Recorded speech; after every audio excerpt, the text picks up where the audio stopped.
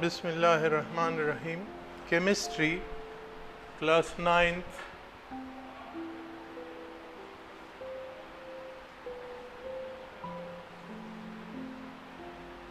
Unit 4,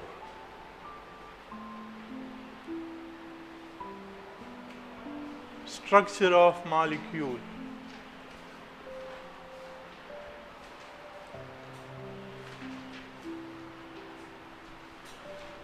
structure of molecule, अगर आप old books में देख ले तो इस यूनिट का जो पुराना नाम था वो था chemical bonding.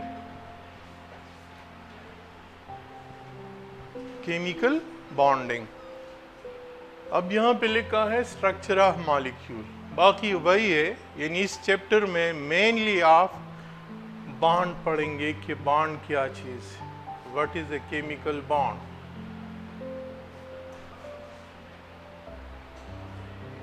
Structure of molecule इस सेंस में कि अगर हम मॉलिक्यूल कंसिडर कर ले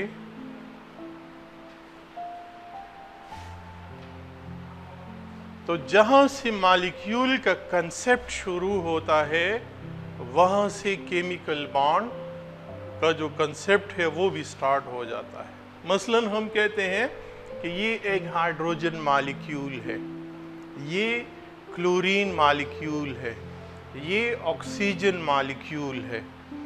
अब जाहिर है कि जो हाइड्रोजन मॉलिक्यूल है तो हम कहते हैं कि जो हाइड्रोजन मॉलिक्यूल है ये दो हाइड्रोजन एटम से मिलकर बना है।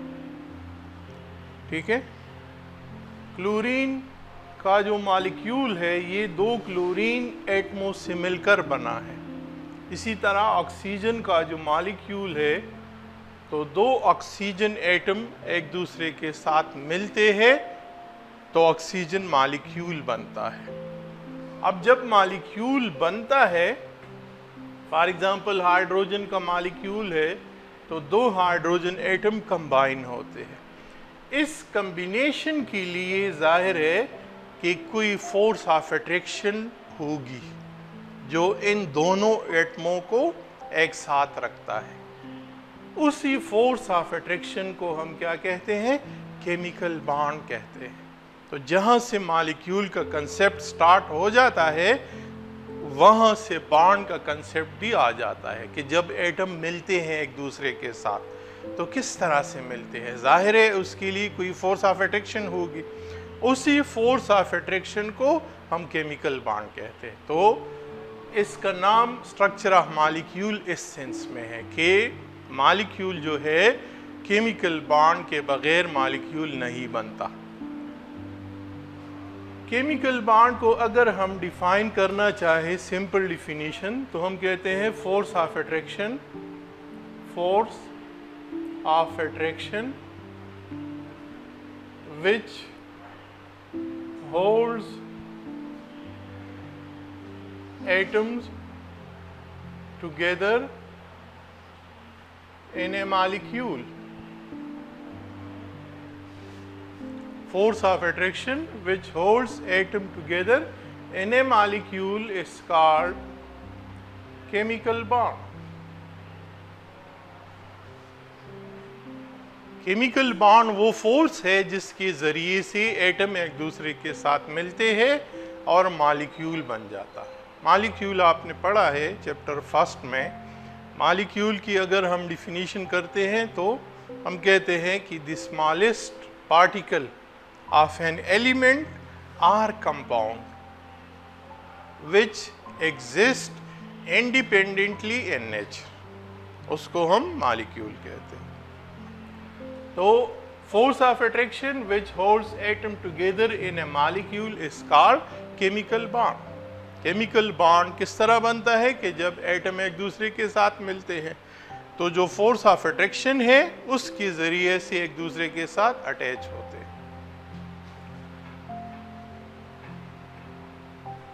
दूसरा जो छोटा सा टॉपिक है आपके बुक में कि why atoms form chemical bond. जैसे कि हमने यहाँ पे पढ़ा कि दो हाइड्रोजन मिलते हैं, हाइड्रोजन मॉलिक्यूल बनता है, दो क्लोरीन मिलते हैं, क्लोरीन मॉलिक्यूल बनता है। तो ये क्यों एक दूसरे के साथ मिलते हैं, क्या ज़रूरत है? तो सिंपल अल्फाज में आप इसका आंसर इस तरह दे सकते हैं, टू गेट स्टेबिलिटी। स्टेबिलिटी हासिल करने के लिए एटम एक दूसरे के साथ मिलते हैं। एटम की कोशिश ये होती है कि ये स्टेबल फॉर्म में जाए, स्टेबल फॉर्म में कन्वर्ट हो जाए। तो वही स्टेबिलिटी गेन करने के लिए एटम एक दूसरे के साथ मिलते हैं। तो सिंपल आंसर इसका ये है, टू गेट स्टेबिलिटी। क्योंकि फॉर एग्जांपल ये एक हाइड्रोजन एटम है, ये दूसरा हाइड्रोजन एटम है, इसकी एनर्जी ज्यादा होती है, मोर एनर्जी। तो मोर एनर्जी की वजह से हम कहते हैं कि ये क्या है, अनस्टेबल। इसी तरह दूसरा हाइड्रोजन, मोर एनर्जी, अनस्टेबल।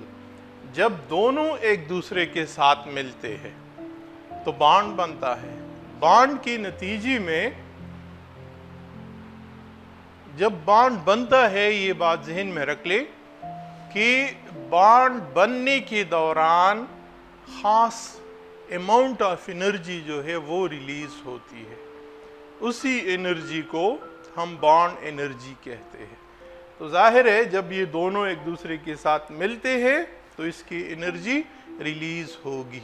जब एनर्जी रिलीज होगी तो हाइड्रोजन मॉलिक्यूल बनता है, और हाइड्रोजन मॉलिक्यूल की एनर्जी क्या होगी, कम होगी।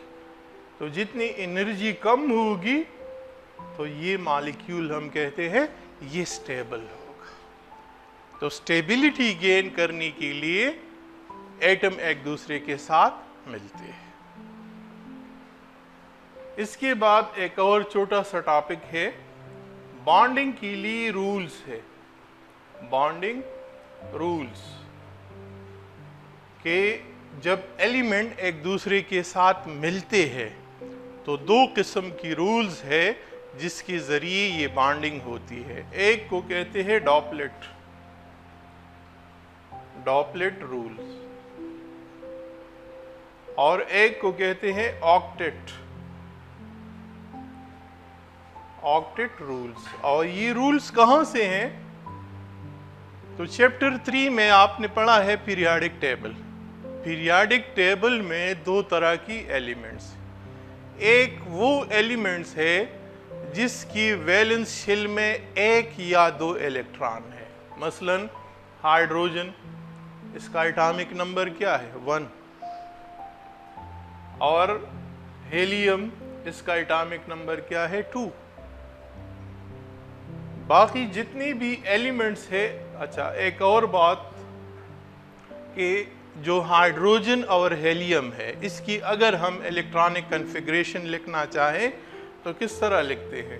ये हाइड्रोजन की न्यूक्लियस है, एक शेल, और एक शेल में एक इलेक्ट्रॉन है। इसके लिए आप इलेक्ट्रॉनिक कॉन्फ़िगरेशन इस तरह लिखते हैं, 1:1। तो यानी इसमें एक शेल है और एक शेल में एक इलेक्ट्रॉन है। हीलियम के लिए अगर आप लिखते हैं तो हीलियम में भी एक शेल है, उसमें 2 इलेक्ट्रॉन है। इसके लिए हम लिखते हैं 1:2। बाकी जितनी भी एलिमेंट्स है हीलियम और हाइड्रोजन के अलावा, उसमें नंबर ऑफ शेल एक से ज्यादा है। यानी सिर्फ ये दो एलिमेंट्स है जिसमें शेल एक है। और ये भी आपने पढ़ा है चैप्टर 2 में कि फर्स्ट शेल में मैक्सिमम 2 इलेक्ट्रॉन आ सकते हैं। NH2 फार्मूला के मुताबिक फर्स्ट शेल में 2 इलेक्ट्रॉन आ सकते हैं।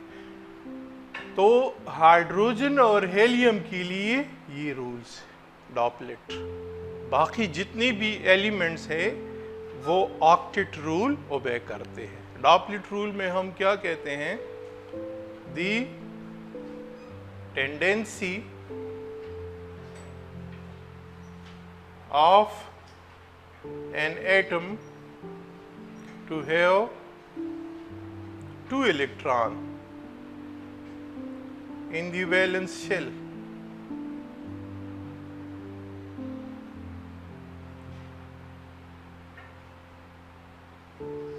Is called doublet rule. तो डॉपलेट रूल जो है ये सिर्फ हाइड्रोजन और हेलियम पे एप्लीकेबल है, इसलिए कि हम कहते हैं कि हीलियम का शेल क्या है, कंप्लीट है, इसलिए कि हीलियम क्या है, one of the noble gases. Noble gases वो एलिमेंट्स है जो पीरियोडिक टेबल में ग्रुप 8 में मौजूद है, और इसकी एक प्रॉपर्टी ये है कि इसका वैलेंस शेल कंप्लीट है। तो हीलियम का वैलेंस शेल कंप्लीट है, इसमें 2 इलेक्ट्रॉन है। हाइड्रोजन किस तरह एक शेल कंप्लीट करेगा अपना, हाइड्रोजन 1 इलेक्ट्रॉन लेने से शेल इसका कंप्लीट हो सकता है। तो ये जो डॉपलेट रूल है ये सिर्फ हाइड्रोजन और हीलियम के लिए एप्लीकेबल है।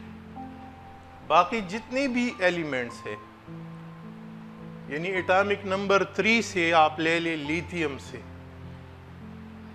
लिथियम के बाद जितनी भी एलिमेंट्स है, अगर आप इसकी इलेक्ट्रॉनिक शेल ड्रा करें तो आपको अंदाज़ा हो जाएगा कि सब में 1 से ज़्यादा शेल है। मसलन लिथियम में 3 इलेक्ट्रॉन है, तो इसका अगर हम इलेक्ट्रॉनिक कन्फिग्रेशन ड्रा करना चाहे तो फर्स्ट शेल में 2 इलेक्ट्रॉन और सेकंड शेल में 1 इलेक्ट्रॉन। गोया नंबर ऑफ शेल यहाँ से जो है वो 2 हो गए।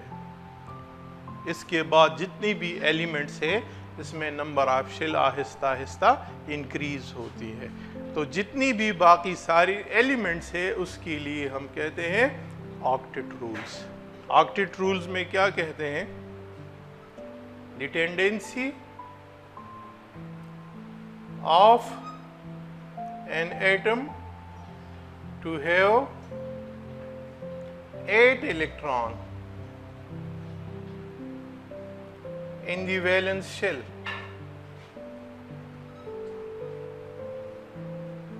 is called octet rules.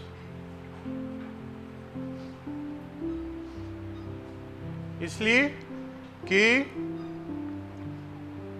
ये भी आपके ज़हन में ये बात होगी कि जो NH2 फार्मूला के मुताबिक सेकंड जो शेल है L, तो L में हमने पढ़ा था कि इसमें मैक्सिमम कितने इलेक्ट्रॉन होंगे, इसमें 8 इलेक्ट्रॉन होंगे। तो हर एक एलिमेंट की ये कोशिश होती है कि उसकी शेल कंप्लीट हो। शेल कंप्लीशन के लिए वो या इलेक्ट्रॉन लूज करेगा या इलेक्ट्रॉन गेन करेगा।